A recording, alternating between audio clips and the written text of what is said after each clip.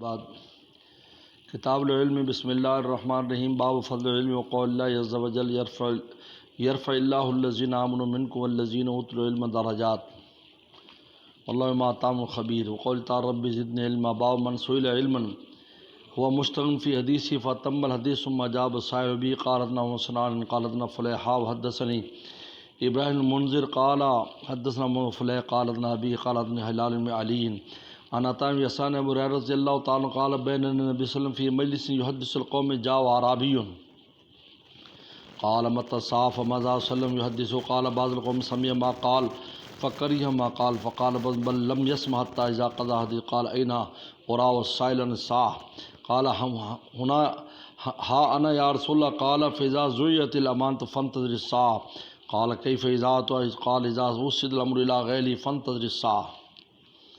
کتاب العلم امام بخاری رحمۃ اللہ علیہ نے کتاب الایمان کے بعد علم شروع کیا ہے۔ اصل میں کتاب الوحی باب الوحی جب وحی آتی ہے اول خیر نزل من السماء، پہلی خیر جو آسمان سے نازل ہوئے وحی ہے، تو اس کو شروع وہاں سے کیا۔ پہلی خیر جو آئی وحی کے آنے کے بعد ایمان فرض ہو جاتا ہے بندوں پر، ایمان لانا، تو کتاب الایمان لائے، اور ایمان لانے کے بعد عمل فرض ہو جاتا ہے، اور عمل کے لیے ضروری ہے کہ آپ کو اس بات کا علم ہو اللہ کی مرضیات نامرضیات کیا ہیں، پہلے جاننا چاہیے کون سی چیزوں سے اللہ خوش ہوں گے، کون سوں سے ناراض ہوں گے، امر اور نہی کا پتہ ہونا چاہیے، مامورات منہیات کا علم ہو، اس کے لیے علم چاہیے۔ تو کتاب العلم لا علم کی فضیلت بیان کر رہے ہیں، علم کے آداب اور علم کی ضروریات کا بیان کر رہے ہیں۔ اس کے بعد پھر عمل کا بیان کریں گے، وہ نماز ہے، اور نماز میں سب سے پہلے وضو اور طہارت کا بیان ہے۔ اس لیے امام بخاری کتاب الایمان کے بعد کتاب العلم لائے۔ امام بخاری رحمۃ اللہ علیہ نے پہلا باب باندھا ہے فضل علم، علم کی فضیلت۔ امام بخاری نے علم کی فضیلت پر کوئی حدیث نقل نہیں کی، بلکہ قرآن مجید کے دو آیات لے آئے ہیں، جو دو آیات اس کو بیان کر رہی ہیں۔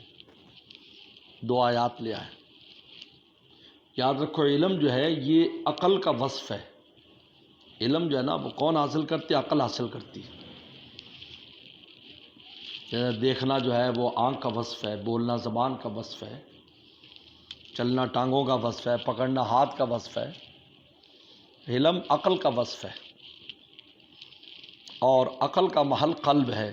ہمارے ہاں اسلامیین کے ہاں قلب ہے، یہ جو دماغ ہے یہ آلہ ہے، آگے آلہ ہے عقل کا۔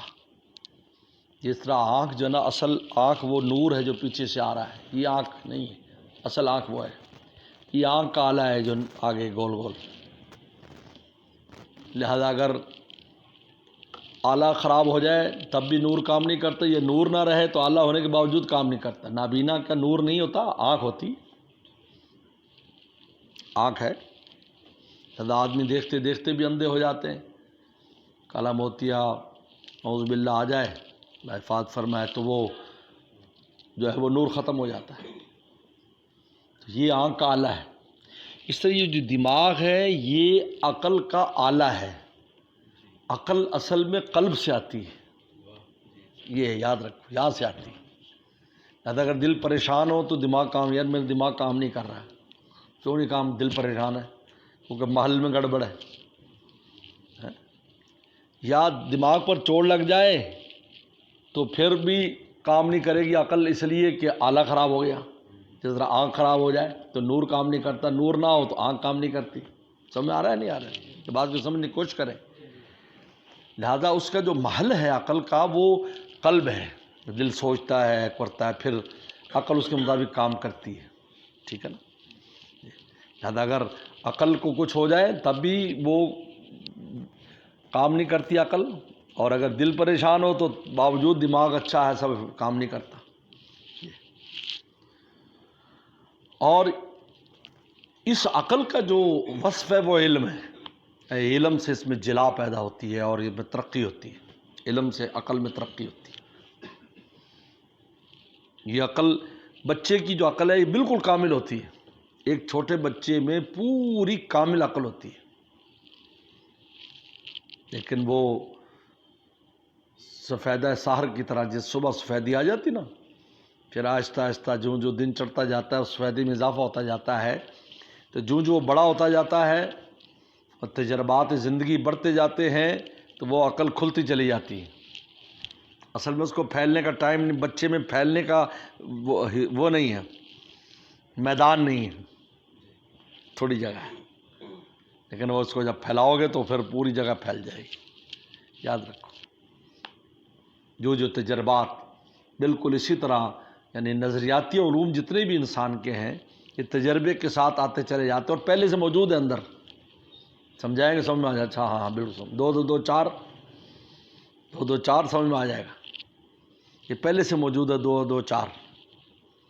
لیکن یہ ایسے ہی ہے جیسے روغن بادام میں موجود ہے، لیکن آپ کھاتے کبھی فیل محسوس نہیں کریں گے، لیکن جب مشین میں ڈالیں گے تو بادام نکل آئے گا، کہ روغن نکل آئے گا۔ اسی طریقے پر عقل میں نظریاتی علوم سب ہے، سب کیا سائنس کا سارا کچھ موجود ہے ہر آدمی کی عقل میں، لیکن تجربات کے ساتھ، زندگی کے ساتھ، استاد کی محنت سے وہ اس میں سے جو ہے نا وہ روغن بادام کی طرح باہر آنا شروع ہو جاتے ہیں۔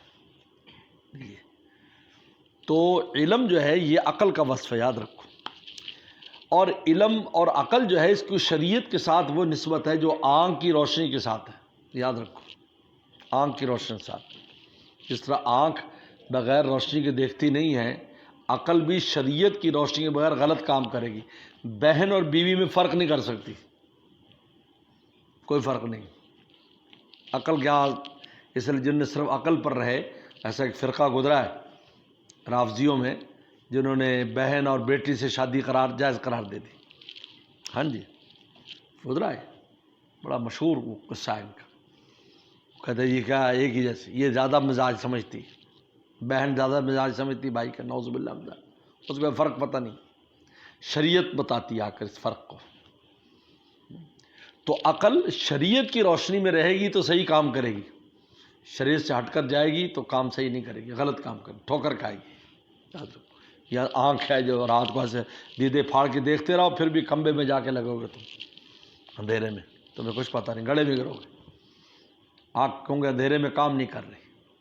اسی طرح شریعت کی روشنی اگر عقل کو نہ ملے تو عقل غلط کام، آج عقلیات کے جتنے فیصلے سارے غلط ہیں، ہر آدمی کہتے ہیں غلط ہے، کہتے ہیں بندر کی اولاد ہے، اب بندر کی اولاد بنا دیا، اب کسی کی عقل نہیں تسلیم کرتی اس کو۔ یہ کیسے بندر کی اولاد ہو گیا بھائی، کہ یہ دم گھس گئی تو یوں ہو گئے تو فلسفے بنا دیے، ایسا کچھ نہیں ہے۔ چلو کسی گھر میں بندر تو پیدا ہوتا ہے، کہتا ہے کل شیء یرجع الی اصلہ، اصل واپس آ جاتی ہے، تو کسی گھر بندر پیدا ہوتے ہیں، یہ معمول ہونا چاہیے تھا۔ جب بڑے بندر تھے تو آگے انسانوں میں بندر تو ہونا چاہیے تھا، کبھی دنیا میں واقعہ ہوا؟ کروڑوں اربوں انسان پیدا ہوتے ہیں، کبھی ہوا کہ کسی گھر میں بندر پیدا ہوا ہو؟ یہ شریعت کی روشنی نہیں ہے۔ شریعت کی روشنی ہو تو پتہ چلے بھی انسان ایک الگ سے ایک مخلوق اللہ نے الگ سے بنائی ہے، بس بات۔ تو بہرحال تو امام بخاری رحمۃ اللہ علیہ یہاں پر آیات لائے ہیں، احادیث نہیں لائے کیونکہ ان کی سند اس پر نہیں ہے۔ پہلی آیت لیں، یرفع اللہ الذین آمنوا منکم، اللہ نے بلند کیا ہے تم میں سے ایمان والوں کو، والذین اوتوا العلم درجات، اور جن کو علم دیا گیا ان کے بہت درجے ہیں، اور رب زدنی علما، اے اللہ میرے علم میں اضافہ فرما، یعنی کوئی چیز رسول اللہ نے اضافہ مانگی ہے تو علم مانگا ہے، یاد رکھو۔ خوراک میں دودھ میں اضافہ مانگا ہے، اور معنوی چیزوں میں علم میں، اور دودھ اور خوراک اور دودھ اور علم کی بہت مناسبت ہے۔ خواب میں دودھ دیکھے تو علم ہوتا ہے، آگے حدیث میں آ رہا ہے، دودھ پی رہا ہے تو مطلب علم ملے گا، دودھ پی رہا ہے۔ تھانوی رحمۃ اللہ علیہ سے بن نور خواب دیکھا کہ دودھ پی رہے ہیں اور دودھ بہہ رہا ہے، اور میں کہ فیضان ہے یہ دودھ جو ہے، تو اس کی باقی جتنی اچھی سے اچھی خوراک کو یہی ہے، اس سے اچھی دے دے دعا میں، وارزقنی خیرا منہ، لیکن دودھ کا زدنا منہ، وہ اس میں سے اور اضافہ کر، تو ربی زدنی علما۔ اب یاد رکھیں یہ کون سا علم مانگا تھا رسول اللہ علیہ وسلم نے کہ اس میں اضافہ کر؟ علم کی 2 قسمیں ہیں، ایک علم ہے جو عمل کا موقوف علیہ ہے، اور ایک علم ہے جو عمل کا ثمرہ ہے. یاد رکھو، ایک علم موقوف علیہ، علم کا موقوف علیہ، نماز ایسے پڑھنی ہے، روزہ ایسے رکھنا، حج ایسے کرنا ہے. ایک علم ثمرہ ہے، جب آدمی نیکی کرتا ہے پھر اللہ اپنی معرفت کا علم دیتے ہیں، اپنی ذات کا علم دیتے ہیں، تعلق مع اللہ کا علم دیتے ہیں، علم لدنی عطا فرماتے ہیں. یہ علم ثمرہ ہوتا ہے عمل کا. اتقوا اللہ ویعلمکم اللہ، تقوی اختیار کرو تمہیں اللہ علم دے گا. یہ کون سا علم ہے؟ یہی تو ربی زدنی علما میں جو علم مانگا ہے یہ دوسری قسم کا علم ہے، پہلی قسم کا نہیں. لیکن پہلی قسم کے تو احکام مکمل ہو گئے تھے، ہر چیز آ گئی تھی. الیوم اکملت لکم دینکم. معلوم ہے کہ یہ دوسری قسم مانگی، ربی زدنی علما، یعنی آپ کی معرفت کا اور آپ کے تعلق کا وہ علم چاہیے. علم باطنی جس کو کہتے ہیں، علم لدونی جسے کہتے ہیں، وہ مجھے چاہیے. علم ظاہری تو مکمل ہو گیا، سب ہر چیز آ گئی، حلال حرام کے ساری قاعدے مقرر ہو گئے. یہ اور یہ آتا ہے عمل کے بعد. یہ کیا آتا ہے؟ جب اب انسان عمل کرتا ہے تو اس کے نتیجے میں پھر اس کو اللہ تعالیٰ علم عطا فرماتے ہیں. ثمرہ ہے، عمل کا ثمرہ وہ علم ہوتا ہے. لہٰذا کہنا بھی علم ہوتا ہی عمل کے لیے یہ جو ہے نا آدھے پڑھے لکھے اور آدھے جاہلوں کا جملہ ہے.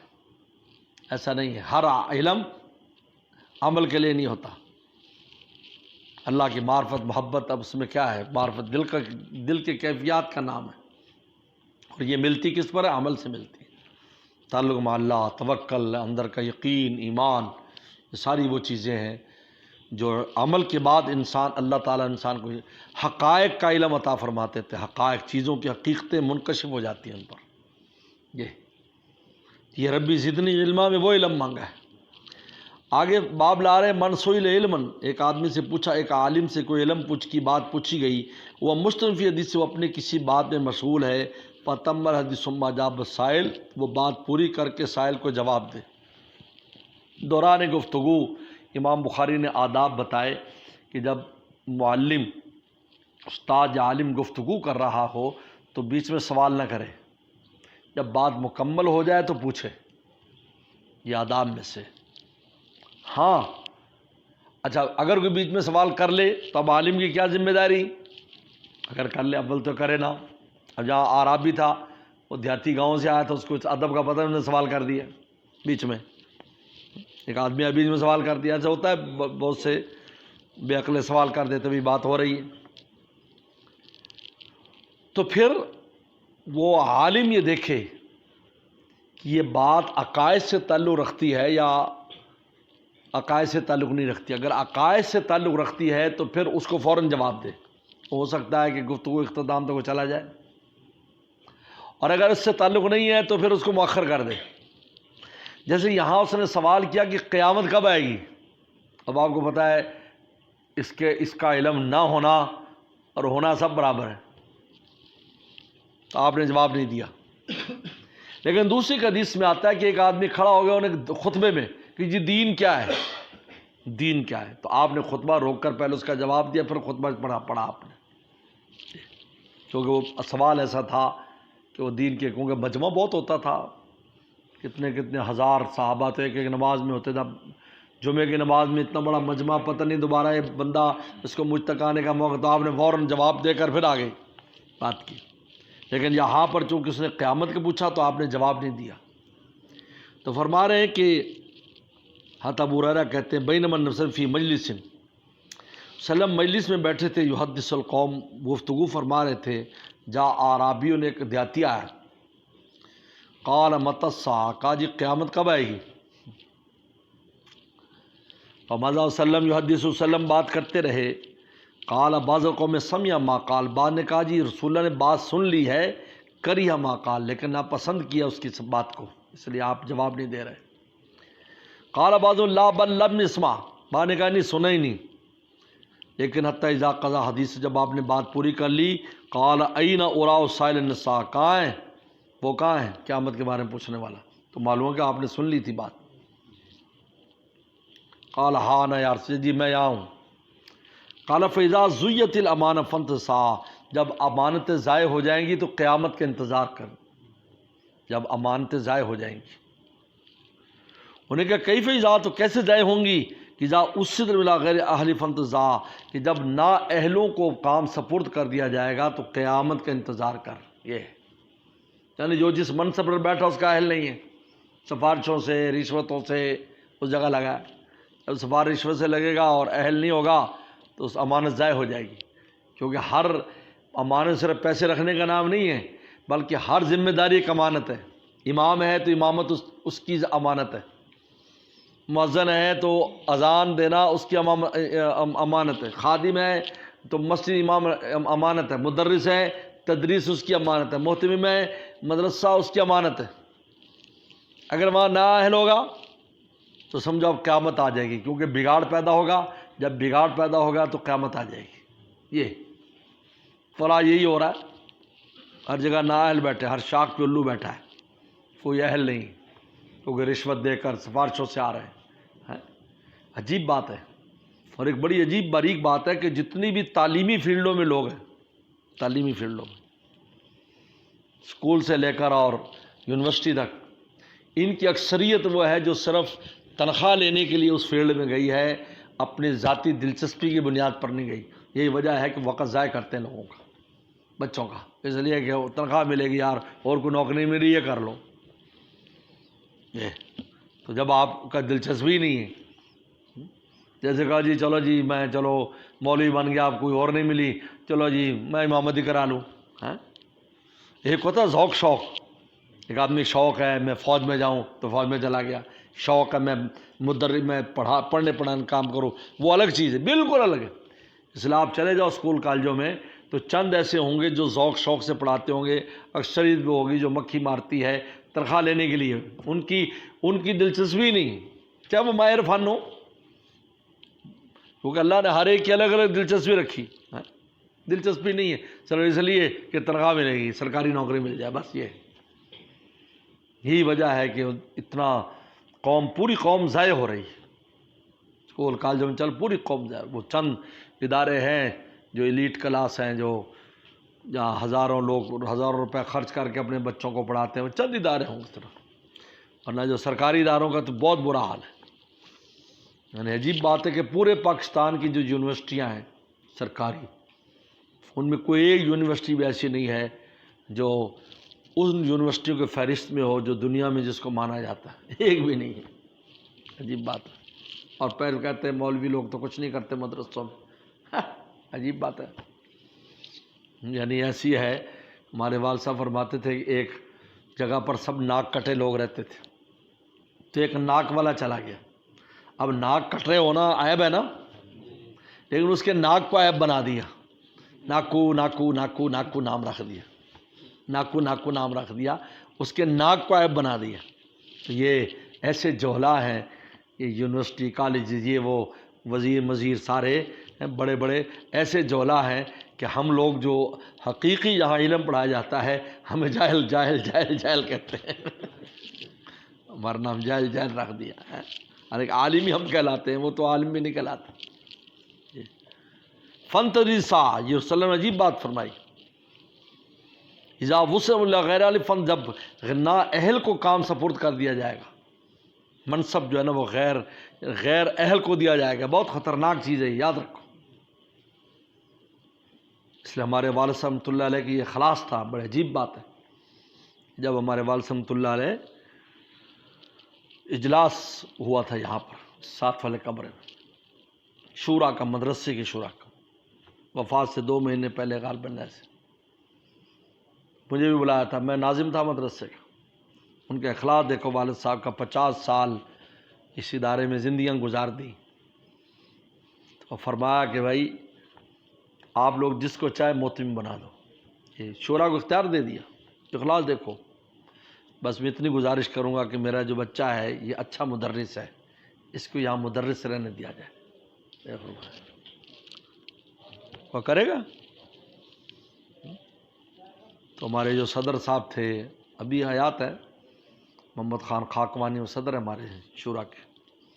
انہوں نے کہا نہیں مولانا، ہمیں 3-4 سال کا پتہ ہے ان کا کہ یہ انتظام بھی کیسے چلا رہے ہیں اور مدرس بھی کیسے ہیں، ان کا علم کیسا، ہمیں خوب معلوم ہے. ادھر لاؤ. میں لکھتا ہوں ان کو محتم بناتے ہیں. ان کا اخلاص دیکھو. ان کا بھی کوئی اور ہے تو لگا دو، ایسا نہ ہو کہ تم کہو کہ اپنا بیٹا ہے اس کو بنا دو. میں کوئی سفارش نہیں کرتا. والد صاحب نے ایسے فرما صاف فرما دیا، بالکل وہ نہیں کیا. مطلب ایسا نہیں ہے کہ بھی محتم کا بیٹا تھا تو محتم بنا، ایسا نہیں ہے. شورا نے تول کے اور ٹھوک بجا کے پھر بنایا. ٹھوک بجا کے بنایا کہ بھی تدریس کیسی ہے، نظام کیسا ہے. کیونکہ والد صاحب 92 میں ان کا انتقال ہوا ہے، 87 میں سے میں مدرسے میں کام 4-5 سال میں ناظم رہا ہے. بچوں کو طلبہ کو بہت میرے سے دلچسپی تھی، ہم بھی ان میں گھلے ملے رہتے تھے. روزانہ ان کے ساتھ کسی چلاتے تھے. یہ سارے پلاٹ میرے اپنے بنائے ہوئے. طالب علموں کے ساتھ کسی میں اچھی چلا لیتا ہوں. کسی پھر برابر کرنا، کیونکہ یہ سب جھاڑ جنگاڑ تھا. یہ کام کرتے تھے ہم کسی چلانے کا. بہت اچھی کسی، درانتی چلانا، کسی چلانا، دانتری سے گھاس کاٹنا، اس کی بڑی مہارت تھی مجھے.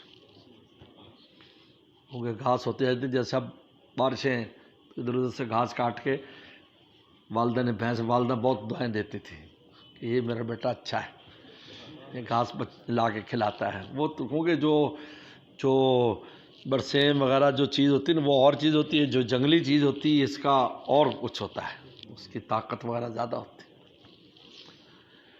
یہ اذا وصل غیر فن تجری الساعہ، یہ ہے نااہل کو جب حوالے کیا جائے قیامت کے انتظار، بگاڑ پیدا ہو جائے گا اس سے. باب من رفع صوتہ بالعلم، علم میں آواز بلند کرنا. یہ زیادہ اونچا بولنا خلاف ادب ہے، لیکن امام بخاری فرماتے 2 موقع پر استاد کو چاہیے اونچا بولے. ایک، اگر آواز نہیں پہنچ رہی تو زور سے بولے، آواز پہنچائے مجمع تک. نمبر 2، مات کی اہمیت کے اعتبار سے وسلم جب قیامت کا بیان کرتے تو آپ کی آواز اعلیٰ صوت ہو فانتفخ اوداج، آپ کی یہ رگیں پھول جاتی اور آنکھیں سرخ ہو جاتی، اور آپ بہت زور سے بات کرتے تھے مجمع میں جب قیامت کا بھی ذکر ہوتا. اس کی اہمیت کی وجہ سے لوگوں کو اوپر خوف طاری ہو جاتا، ایسے لگتا بس سامنے آ گئی قیامت، ایسے پھل ہوتا. یا دور ہے جیسے اس روایت میں کہ صحابہ دور تھے تو آپ نے زور سے کہا کہ دیکھو اپنے ایڑیوں کو دیکھو، ایڑیاں خشک رہ گئیں تمہاری. جلدی جلدی وضو کیا تھا، عصر کی نماز میں دیر ہو گئی تھی تو جلدی وضو کیا تو ایڑیاں اچھی طرح نہیں دھوئیں. کہ دیکھو ایڑیاں. یہ تو بات کی اہمیت کے اعتبار سے اور بات پہنچانے کے اعتبار سے. تو امام بخاری کہہ رہے ہیں کہ ایسا نہیں ہے کہ اونچی آواز سے ہر جگہ بولنا جو ہے وہ غیر مناسب ہے. ہاں جب یہ ہو تو اونچا بولے، بات اہم ہوتی تو اس سے خوب زور سے بولو، پتہ چلے بہت اہم بات ہے یہ جو ہو رہی، یا یہ کہ بات پہنچانے کے لیے. حدثنا ابو النعمان قال وعن بشر بن یوسف بن ماہک عن عبد الله عمر رضی اللہ عنہ قال تخلف عن النبی فی سفرۃ سافرناها، ہم رسول اللہ سے پیچھے رہ گئے سفر میں جو ہم نے سفر کیا. فادرکنا وقد ارهقنا الصلاۃ، کہا کہ ہمیں رسول نے اس حال میں پایا ادرکنا قد ارهقنا الصلاۃ، کہ ہم نماز مؤخر کر چکے تھے. نحن نتوضا، ہم جلدی جلدی وضو کرنے لگے. فجعلنا نمس على ارجلنا، اتنی جلدی کرنے لگے کہ ہم اپنے پاؤں پہ مسح کرنے لگے، تھوڑا سا پانی پھینکا جلدی جلدی بھی ہو گیا. فنادا باعلی صوتی، تو آپ نے بلند آواز میں پیچھے سے کہا ویل للعقاب من النار، فرمائے ان ایڑیوں کو آگ کا عذاب ہوگا اگر خشک رہ گئی وضو میں. مرتين، 2-3 مرتبہ زور سے آپ نے کہا. تو معلوم کا بات پہنچانے کے لیے اور بات کی اہمیت دونوں چیزیں، اہمیت بھی ہے کہ دیکھو اگر یہ خشک رہ گئی، اس سمے کا پاؤں کا وظیفہ دھونا ہے، رافضیوں کی طرح نہیں ہے. شیعہ لوگ پاؤں کو دھوتے نہیں ہیں، وہ کہتے ہیں جی پاؤں کا بس ہاتھ مار لو، دوبارہ ہاتھ دھو لو. اور میں آپ نے جہنم کی وعید دی ہے اگر ایڑی خشک رہ جائے گی. لہٰذا ایڑیوں کو اچھی طرح دھونا چاہیے، ایڑی پیچھے سے خشک رہ جاتی، ایڑی کو اچھی طرح ہاتھ مارنا چاہیے، خلال کرنا چاہیے، پاؤں کے دھونے کا ذرا اہتمام کرنا چاہیے. بالعقاب من النار. باب قول محدث حدثنا واخبرنا وانبانا وقال حمیدی قان ابن معین وین حدثنا اخبرنا انبانا سمعت واحدا. امام بخاری نے یہاں ایک تحمل حدیث کا مسئلہ شروع کیا ہے. تحمل حدیث، یہ چند باب بڑے اہم ہیں، ان میں یہ باب بھی ہے. تحمل حدیث استاد سے حدیث لینے کے کتنے طریقے ہیں؟ یہ بہت اہم بات ہے. استاد جو حدیث شاگرد استاد سے حدیث لیتا ہے کتنے طریقے؟ اس کے 7 طریقے ہیں. یاد رکھ لو، یاد کر لو اس کو، پرانی جگہ 7 طریقے. سب سے پہلا جو طریقہ ہے وہ ہے استاد کا پڑھنا.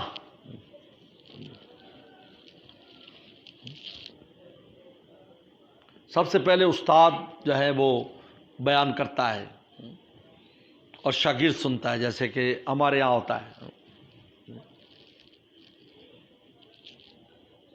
اور دوسرا عرض المحدث ہے کہ شاگرد پڑھتا ہے، استاد سنتا ہے.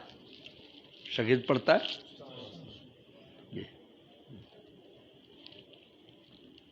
اور تیسرا طریقہ اجازت، جو استاد اجازت دے دیتا ہے کہ میری مرویات کی تمہیں اجازت ہے، تم آگے بیان کرو. اجازت اس کو کہتے ہیں. چوتھا طریقہ مناولہ، اپنی کتاب دے دیتا ہے کہ یہ میری کتاب ہے، اس کتاب کو لے جاؤ اور اس میں سے حدیثیں بیان کرو. اجازت بھی دے دیتا ہے بیان کرنے کی. اس کو مناولہ کہتے ہیں، مناولہ. چوتھا رسالہ کہ کسی کو حدیث یاد کرا کے بھیج دیتا ہے کہ تم فلاں کو حدیث سنا دینا. اس کو کہتے ہیں رسالہ. کیا رسالت سے خط نہیں ہے، رسالت سے مراد رسول بنا کے بھیجنا. یہ رسالہ جا کے اس کو بیان کرتا. اور چھٹا جو ہے وہ ہے لکھ کر بھیج دیتا ہے. لکھ کر جو ہے یہ حدیثیں لکھ کر بھیج دیتا ہے، مور لگا کر کی حدیثیں ہیں، تم آگے اس کو بیان کر سکتے. اور 7واں طریقہ وجادہ ہے کہ کوئی بھی حدیث کی کتاب سے ہم حدیث لے کر بیان کر دیتے ہیں. بخاری میں ہے لکھا فلاں جی، حالانکہ اس میں ہمیں استاد سے براہ راست کوئی وہ نہیں ہے. اس کو وجادہ کہتے ہیں. عام طور پر آج کل حدیثیں ایسی بیان ہوتی، یعنی فلاں کتاب میں نے حدیث پڑھی، فلاں جگہ میں نے حدیث پڑھی، وہاں سے بیان کرتے ہیں. مشکات شریف میں لکھا ہے، اس کو کہتے ہیں وجادہ. تو 7 طریقے ہیں. 7 طریقے ہیں. ایک قول المحدث ہے کہ محدث جو ہے نا وہ بیان کرتا ہے، اور دوسرا عرض المحدث ہے. تو پہلے والا جو ہے نا، اچھا اب اس میں امام بخاری کا اور امام مسلم کا اختلاف ہے. یہ سمجھو، یہ اصل بات ہے، اس لیے امام بخاری نے باندھا ہے. امام بخاری اور اس امام بخاری سے پہلے کے جتنے محدثین ہیں وہ یہ کہتے ہیں جس کے لیے جو چاہے لفظ تم لے آؤ سب برابر ہے.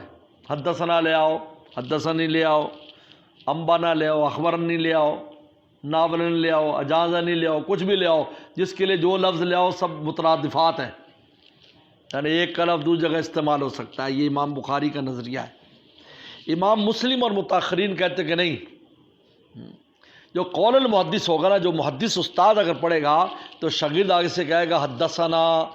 اگر ایسا مجمع ہے اکیلا تو کہے گا حدثنی، لفظ حدث حدیث لائے.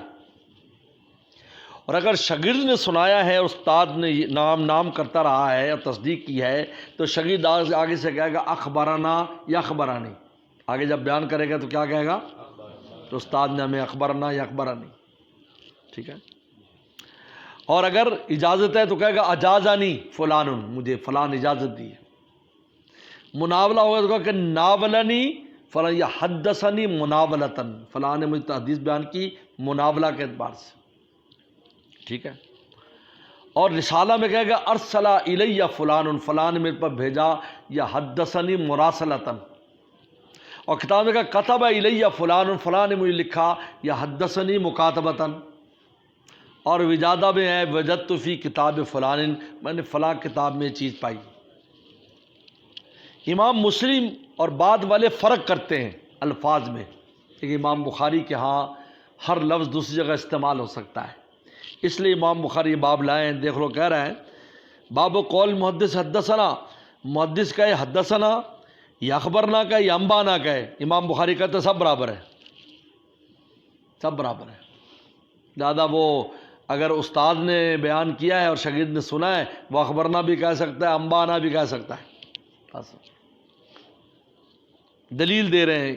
پہلی حمیدی جو ہے نا، حمیدی امام بخاری کے استاد ہے، کہتے عند ابن عیینہ، سفیان بن عیینہ کہ ہاں حدثنا اخبرنا انبانا سمیت واحدن کا یہ سب ایک ہی الفاظ تھے. سفیان بن عیینہ کیا ہے متقدمین میں سے.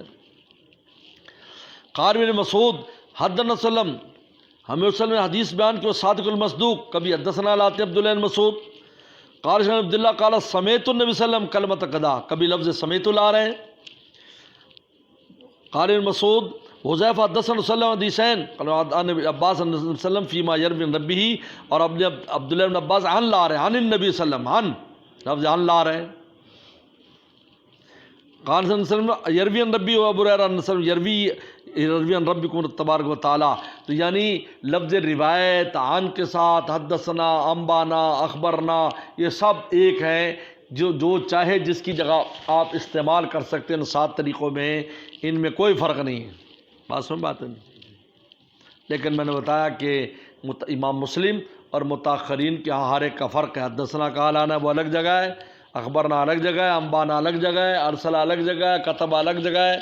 سب کی الگ الگ جگہ ہے. لہٰذا اسی سے فرق پتہ چلے گا کہ اس شاگرد نے استاد سے کیسے پڑھا ہے. جب کہے گا حدثنا مناولتاً سمجھ جائے گا پڑھا نہیں ہے, کتاب دے دی تھی اور وہ اس سے بیان کر رہا ہے. حدثنا مکاتبتاً سمجھ جائے گا خط لکھ کر بھیجا ہے. انا مراسلتاً رسول بنا کر بھیجا. ہمارے شیخ ایسے کرتے تھے ہمارے. جب کوئی ایسی بات خاص بیان فرماتے مولانا جلیل کو فون پر بتا دو, جب جہاں جا تو بتا. تو فون کرتے تھے ساتھی اور فون پر بتاتے تھے کہ جی یہ حضرت نے یہ باتیں بیان کی, ان کا آپ کو بتانا. یہ رسالہ ہے. ہمارے شیخ کرتے تھے اس پر. ہاں جی بہت سی اہم باتیں ہوتی تھی تو ان کو بتاؤ, اس لیے کو میرا مال آگے تقسیم کرتا ہے. یہ بھی فرمایا. بہت کم حضرت کے خلفاء ہیں جن کے لیے اتنا اہتمام فرماتے ہوں. حدثنا قتیبہ. تو اب یہ روایت دیکھو دلیل کے طور پر حدیث دیکھو. حدثنا قتیبہ سعید قال حدثنا اسماعیل ابن جعفر عن عبداللہ بن دینار رضی اللہ عنہ قال صلی اللہ ان من شجرۃ شجرۃ درختوں میں ایک درخت ایسا ہے لا یسقط ورقها جس کا پتے نہیں گرتے. اور وہ مسلمان کی مثال ہے, یعنی مسلمان اس درخت کی طرح. حدثونی ما ہیا بیان کرو وہ کیا ہے. صحابہ سے پوچھا اب بتاؤ بیان کون کریں گے؟ شاگرد. اور سنے گا کون؟ استاد. لیکن رسول نے کہا حدثونی لفظ حدثہ لائے بیان کرو. حدثونی لفظ حدثہ لائے. یہاں عرض المحدث ہے کہ شاگرد پڑھے گا اور استاد سنے گا. پر میں حدثونی. فوقع الناس فی شجر البوادی لوگ جنگل کے درختوں میں جا پڑے, یعنی سوچنے لگے. قال عبداللہ وقع فی نفس عبداللہ بن عمر چھوٹے تھے کہ میرے دل میں آنا نخلا کہ یہ کھجور ہے.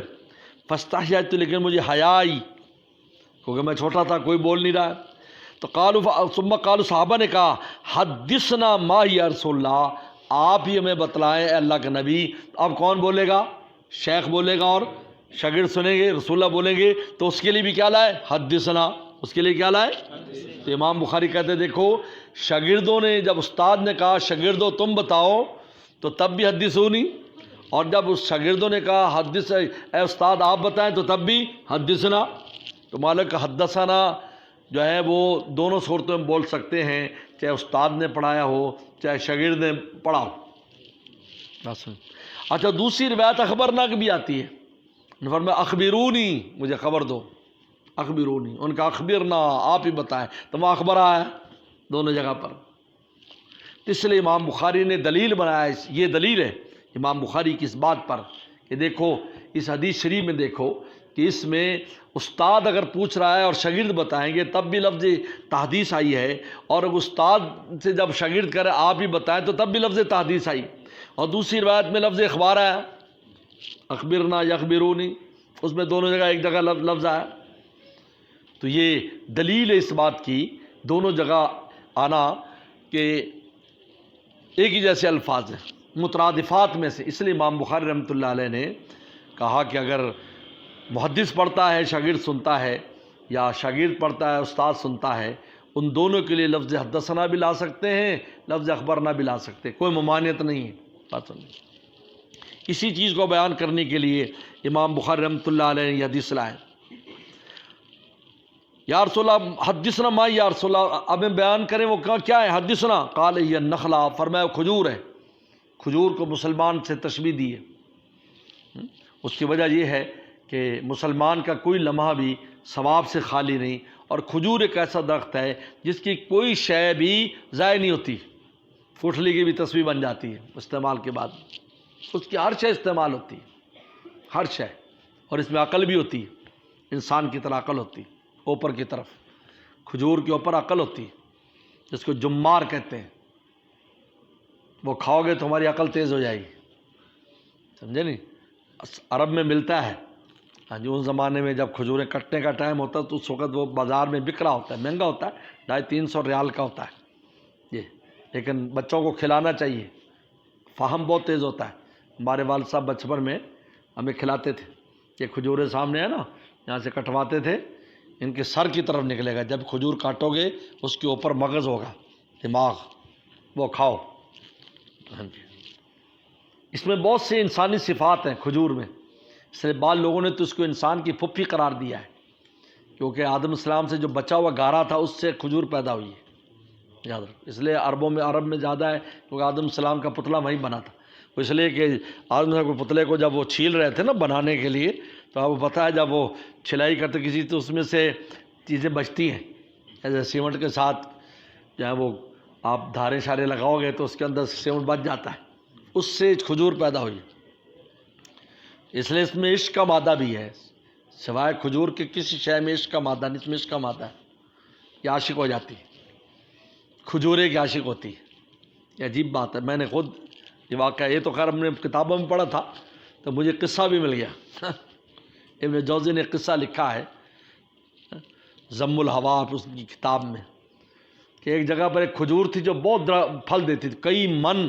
کھجوریں آتی تھی اس پر، تو کھجوریں آنی بند ہو گئیں، کم ہو گئیں، بالکل کم ہو گئیں، معمولی سے، بہت پریشان ہوا تو کسی سیانے کو لایا، سیانے ہوتے ہیں نا گاؤں دیہات میں، تو گھوم پھر کر، بہت عقل ہوتی ہے، سیانے کو لایا، مالی کو، وہ مالی نے پورے اس میں چکر لگایا، انہوں نے کہا یہ کھجور جو ہے یہ اس کھجورے پر عاشق ہے جو تیرے جو ہے نا باغ کے پلی طرف ہے، اس پر عاشق ہے یہ، لہذا اب جب اس کو پھل کا وقت آئے تو اس کے خوشے کاٹ کر، وہ جس میں ذرات ہوتے ہیں جس کو تعبیر کہتے ہیں، وہ اس کے ساتھ باندھ دینا۔ انہوں نے ایسا کیا تو پہلے سے زیادہ پھل آیا اس پر، تو اس میں لکھا کہ تو عشق کا مادہ بھی اس میں ہوتا ہے، جیسے انسان میں مادہ عشق ہے، ہمارے شیخ فرماتے تھے انسان کی خصوصیت یہی ہے کہ اس میں اللہ نے عشق کا مادہ رکھا ہے، اسی وجہ سے یہ فرشتے اور دوسروں سے افضل ہے، اس لیے کہ مادہ عقل کے ساتھ مادہ عشق بھی ہے، لیکن فرمایا یہ کچا زہر ہے،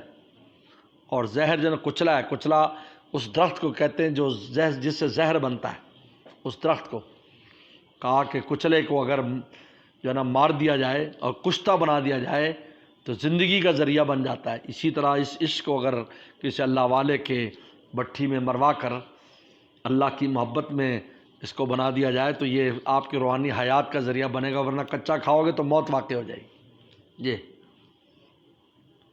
اور یہ ڈوب جائے تو مر جاتا ہے۔ تو بہت سی انسانی خصوصیات اس میں ہیں، لیکن یہاں پر مثال مسلمان سے دی ہے، مومن مسلمان کے ساتھ مثال دی ہے، تو یاد رکھو یہ مثال اس اعتبار سے ہے کہ مومن کا کوئی لمحہ ثواب سے خالی نہیں ہے، اس لیے کہ آپ نیت کر لو گے تو اجر ملے گا، پیچھے پڑا ہے کتاب الایمان کے آخر میں، حسبت نیت والحسبت، اور اگر جو لقمہ اپنی بیوی کے منہ میں دیتا تصیب ہوا ہے اس میں تو لگا صدقہ، تو اس میں تو اس صدقے کا ثواب ملے گا۔